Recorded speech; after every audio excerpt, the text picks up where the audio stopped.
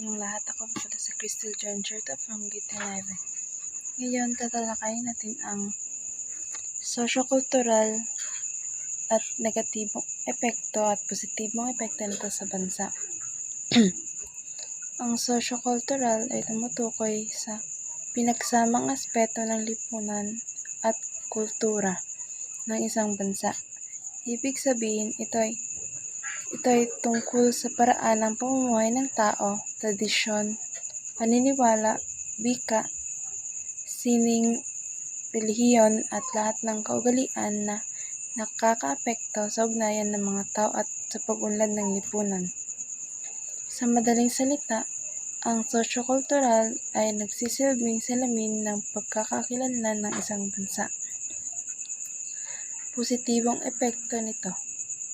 Una, pagpapatibay ng pagkakakilanlan. Dahil sa kultura at tradisyon, nagkakaroon ng natatanging identidad ang isang bansa.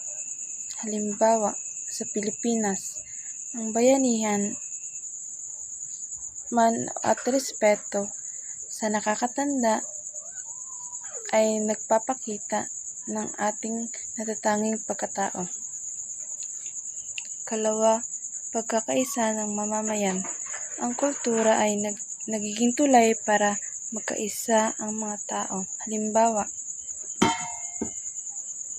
Halimbawa, ang mga piyesta, kasal at minsan-minsang pandiriwang ay nagdudulot ng sama-samang pagkilos at mas malalim na pakikipagkapwa. Pangatlo, pagpapayabong ng sining at talento. Sa socio-cultural, lumalago ang wika,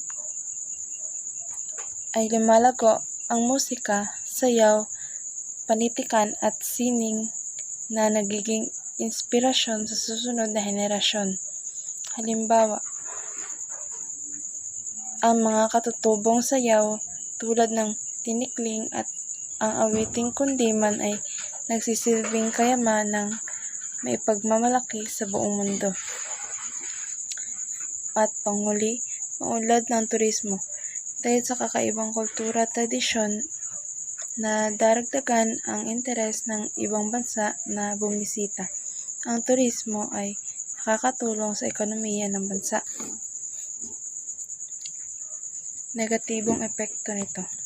Una, kultural na diskriminasyon. Minsan, may mga grupong minamaliit dahil iba ang kanilang paniniwala, wika o tradisyon. Halimbawa, ang mga katutubo ay madalas na apektuhan ng diskriminasyon. Pangalawa, pagkawatak-watak. Kung masyadong pinapairal ang regionalismo o sariling kultura, maaari itong humantong sa hindi pagkakaunawaan ng iba't ibang grupo. Pangatlo, pagkawala ng tradisyon. Dahil sa modernisasyon at globalisasyon, unti-unting nawawala ang ilang tradisyon at kaugalian. Halimbawa, mas marami na ang gumagamit ng wikang banyaga kaysa sa sariling wika. Pang-apat, paglaganap ng hindi kanais-nais na kaugalian. May mga kultura rin na maaaring hindi angkop o nakakasama tulad ng sobrang pagiging materialistiko o labis na pagkakabit na sa impluwensya ng banyagang kultura. Sa huli, ang socio-cultural ay mahalagang salik na bumubuo sa isang bansa. Mayroon itong positibong epekto tulad ng pagkakaisa, pagkakakilanlan at pagyabong ng kultura, ngunit may dala rin itong hamon gaya ng diskriminasyon at pagkawala ng tradisyon.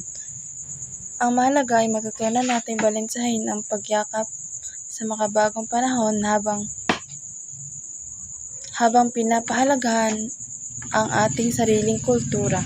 Dahil dito, mas nagiging matibay ang ating pagkatao at pagkabansa. At yun lang po at maraming salamat.